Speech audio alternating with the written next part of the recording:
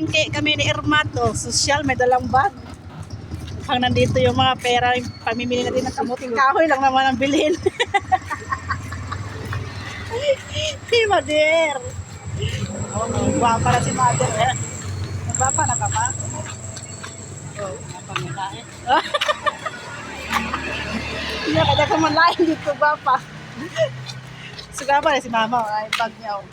Dala pa siya towel, dala siya ng towel kasi pamuna sa mukha, pagpawisan sa mga bayarin.